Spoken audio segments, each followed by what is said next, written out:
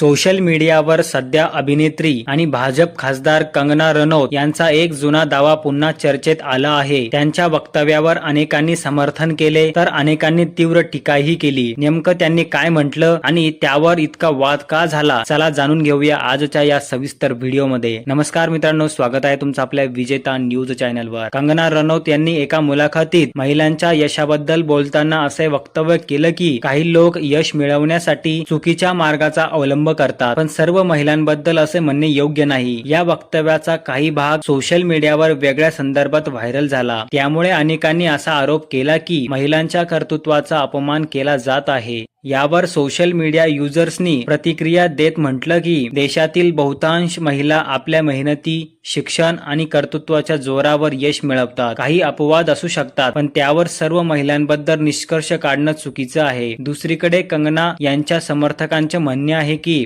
त्यांच्या वक्तव्याचा अर्थ चुकीचा घेतला गेला आणि दुसरीकडे कंगना यांच्या समर्थकांचं म्हणणं आहे की त्यांच्या वक्तव्याचा अर्थ चुकीचा घेतला गेला आणि त्यांनी सर्व महिलांबद्दल असे म्हटले नव्हते। या संपूर्ण प्रकरणामुळे सोशल मीडियावर मोठी चर्चा रंगली आहे। अनेक जण महिलांच्या सन्मानाबाबत आपली भूमिका मांडत आहेत, तर काही जण अभिव्यक्ती स्वातंत्र्याचा मुद्दाही उपस्थित करत आहेत। या प्रकरणाबद्दल तुमचं मत काय आहे, कमेंटमध्ये नक्की सांगा। कंगना रनौत यांच्या वक्तव्याचा गैरसमज झाला आहे की त्यांनी अधिक जबाबदारीने बोलायला हवं होतं?